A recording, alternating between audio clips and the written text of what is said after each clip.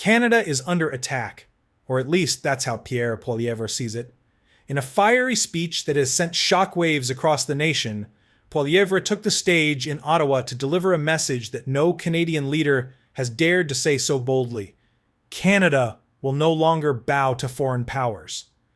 With a massive crowd cheering him on, Poilievre declared that it's time to put Canada first, no matter who stands in the way. But this wasn't just a patriotic rallying cry. Poilievre's words were a direct challenge to powerful forces, both at home and abroad. He called out the threats facing Canada's economy, its sovereignty, and its very identity, and he didn't hold back. From taking aim at Donald Trump's tariffs to exposing the failures of Justin Trudeau's leadership, Poilievre made it clear Canada is done playing second fiddle. What exactly did Poilievre say that has everyone talking? And why is his speech being called the most controversial of his career? One thing is certain. This isn't just about politics. It's about the future of Canada itself. Stay tuned, because we're diving into the speech that has everyone asking, is Pierre Poilievre the leader Canada needs right now? Or is his vision too bold for a country that's grown too comfortable? Pierre Poilievre's bold. Stand for Canada. Pierre Poilievre's speech wasn't just another political rally. It was a declaration of war against complacency. Standing before a roaring crowd in Ottawa, Poilievre delivered a fiery message that struck at the heart of Canada's identity. He painted a picture of a nation at a crossroads, one path leading to independence and strength, the other to dependence and decline. And for Poilievre, the choice was clear. Let me be clear. We will never be the 51st state. We will bear any burden and pay any price to protect the sovereignty and independence of our country. This wasn't just rhetoric. It was a direct challenge to the status quo. Poilievre accused Canada's current leadership of failing to protect the country's sovereignty, leaving it vulnerable to foreign powers and economic threats. He argued that Canada has become too reliant on the United States, warning that this dependence has put the nation's future at risk. But Poilievre didn't stop there. He turned his attention to Donald Trump's tariff threats, calling them an unprovoked attack on Canada's economy. In a move that shocked many, Poilievre didn't back down. Instead, he doubled down, sending a clear message to the U.S. We will make sure that Americans know that they will be paying the tariffs they impose on us. I will send the clear message so that everyone in key American states understands that they will pay the price for the decisions to punish our country. Refinery workers, home builders, automakers, and others will need to know that their jobs depend on the goods we sell them, and that tariffing those goods will lower their wages and threaten their jobs. Poilievre's words were a stark reminder of Canada's importance to the U.S. economy. He highlighted how American industries, from automakers to tech giants like Google and Amazon, depend on Canadian resources and energy to thrive. And he made it clear that Canada would not hesitate to leverage its strengths to protect its interests. And it doesn't stop there. America cannot power its energy-hungry future without buying surplus power that we make. You know, Google, Amazon, Microsoft, and Meta are all turning to nuclear power, in some cases buying or building their own nuclear plants to power AI data centers. In fact, these data centers, you know, when you do a chat GPT inquiry, it takes 10 times as much electricity as a Google search. For Poilievre, this isn't just about trade, it's about reclaiming Canada's place on the world stage. He called for a stronger, more self-reliant Canada, one that doesn't need to depend on the goodwill of other nations to succeed. But his message wasn't just directed at foreign powers. Poilievre also took aim at Justin Trudeau and the Liberal government, accusing them of selling out Canada's potential. According to Poilievre, Trudeau's policies have left Canada weak, divided, and unable to stand on its own 2 feet. Artificial intelligence. You know we have artificial intelligence in the government, eh? A different type.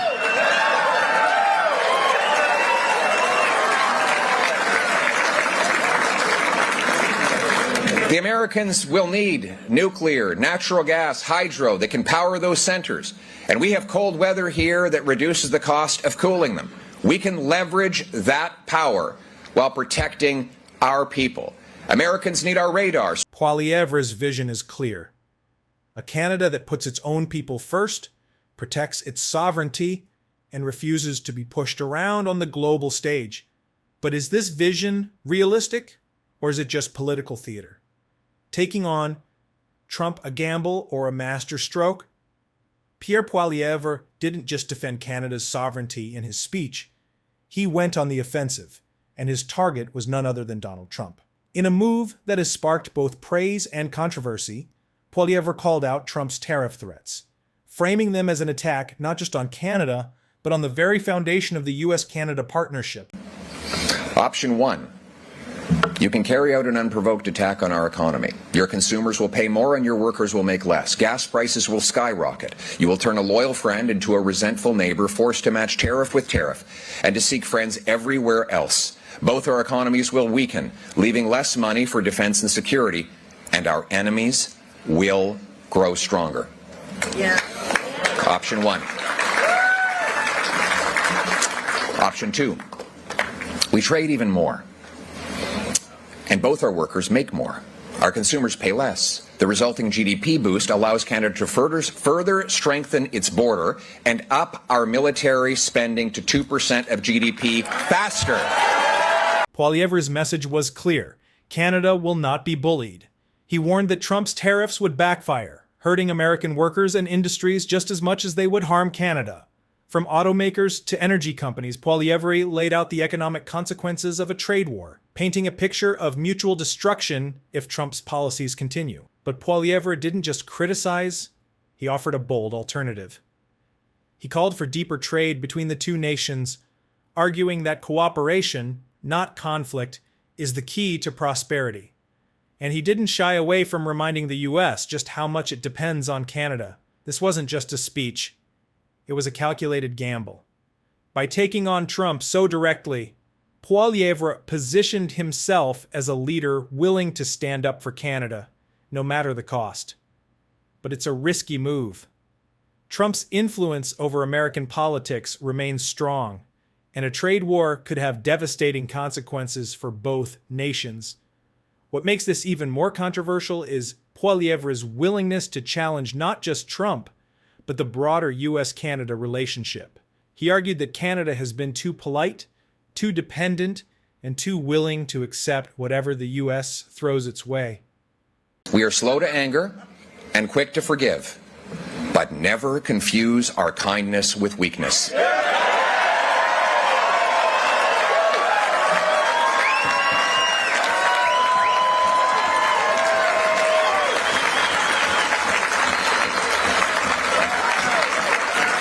We love our country and our flag. We are a strong people with a proud history as a warrior nation whose soldiers have proven fierce enough to crush the fascists, the communists, and Al-Qaeda, yet humble enough to never once brag about their heroism. We are mild-mannered. Poilievre's words have struck a chord with many Canadians who feel that the country has been taken for granted on the global stage.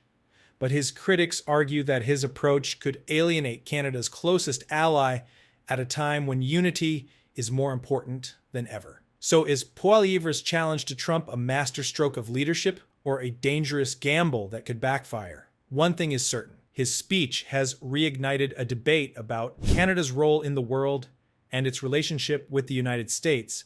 And this isn't just about trade or tariffs.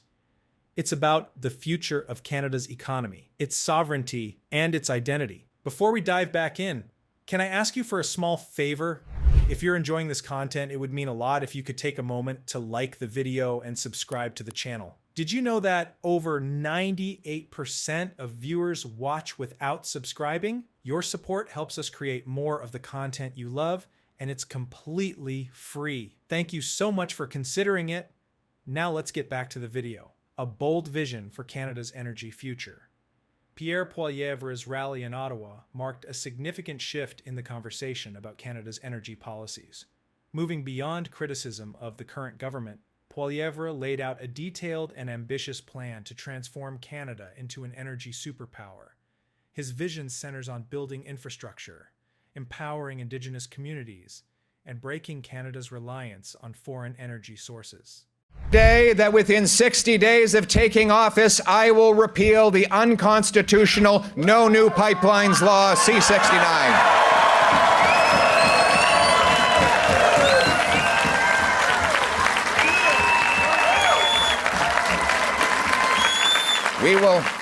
We will replace it with a new law that protects nature and gets projects approved within a year of an application. At the heart of Poilievre's plan is the construction of a national west-to-east pipeline, a project he described as essential for Canada's economic independence. This pipeline would transport oil from the prairies to New Brunswick, reducing Canada's reliance on foreign oil imports and creating thousands of jobs along the way. A national west-to-east pipeline from the prairies to St. John, New Brunswick.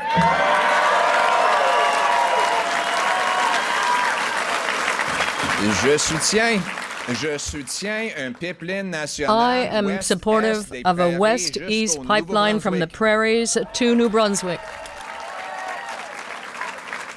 We must have the courage and the backbone to stare down eco-fanatics who will stand in the way and favor foreign oil instead. Poilievre also emphasized the importance of empowering Indigenous communities as key partners in Canada's energy future.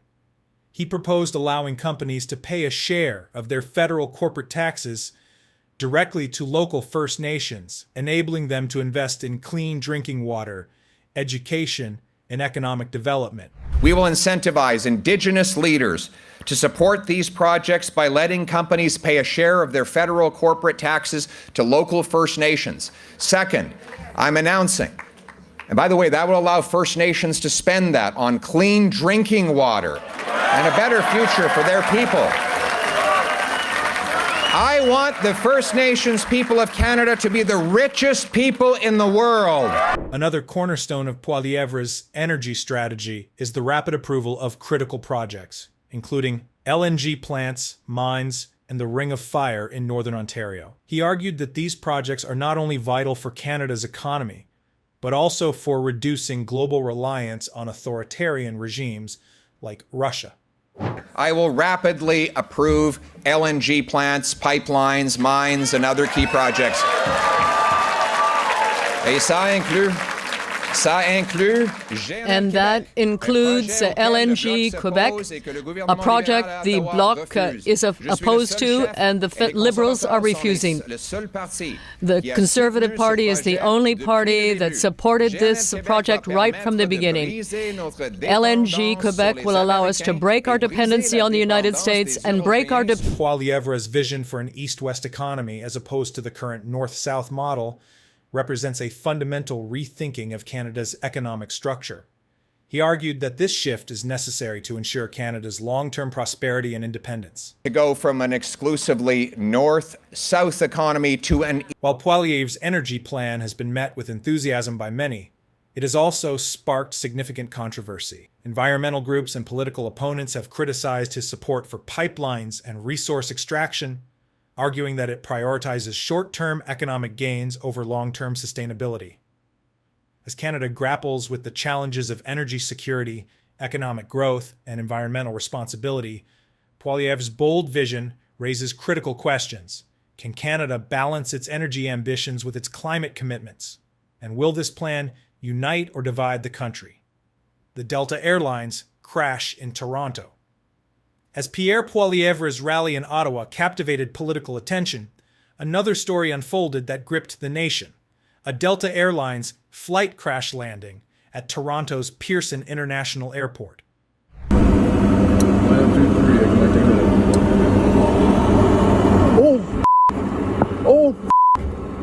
Within seconds, the plane crashed into the runway and completely overturned. 80 passengers and crew members were left hanging upside down from their seatbelts. All passengers and crew members survived the collision, but at least 18 people were taken to the hospital, fire officials said. Oh my God! 18 people have been injured after a plane crash landed at Canada's busiest airport. The Delta Airlines flight had taken off from Minneapolis in the U.S. state of Minnesota, but ended up flipped on its roof at its destination. The Delta Airlines flight, which had departed from Minneapolis, faced a terrifying ordeal upon landing. Strong gusts of wind, combined with poor runway conditions caused by heavy snowfall, led to the plane veering out of control. The aircraft flipped over, losing parts of its structure in the process. The minute the aircraft touches the runway, it kind of spins out of control, veering to the right. And indeed, there had been even warnings by air traffic control to the pilots before landing that there might be strong gusts coming from the left. And what we can see in the footage actually looks exactly like that. So there were gusts forecast up to 50 kilometers per hour. Despite the dramatic nature of the accident, the response from emergency teams was swift and effective. Within minutes, firefighters extinguished small flames on the aircraft, and all 76 passengers and 4 crew members were safely evacuated. While 18 people sustained injuries, there were no fatalities, a testament to modern aviation safety standards and the quick actions of first responders. Airport emergency workers mounted a textbook response, reaching the site within minutes and quickly evacuating the passengers. Again, there were no fatalities. 17 injured passengers were quickly taken to local area. The crash has raised questions about the role of weather conditions in aviation safety. Toronto experienced significant snowfall over the weekend, with 22 centimeters of snow reported. While airport teams worked to keep the runways clear, the combination of drifting snow and strong crosswinds created a hazardous landing environment. Lots of drifting snow from earlier snowstorms, so we can expect that the runway probably also didn't have the best of grip. So all this contributed apparently to this. Experts have also highlighted the resilience of modern aircraft design in preventing a greater tragedy. The plane's structure and seating are built to withstand impacts of up to 16 times the force of gravity, which likely played a crucial role in ensuring the survival of all on board. While the investigation into the exact cause of the crash is ongoing, this incident serves as a reminder of the importance of preparedness and innovation in aviation safety. The quick response from emergency teams and the robust design of the aircraft turned what could have been a catastrophic event into a narrow escape. Pierre Poilievre's vision for Canada is one of bold ambition, reclaiming energy independence, empowering Indigenous communities, and building a stronger, self-reliant nation. His message resonates with many who feel Canada has lost its way, but it also raises critical questions about the path forward. Will this vision unite the country or deepen divisions? Only time will tell, but one thing is certain: the stakes for Canada's future have never been higher.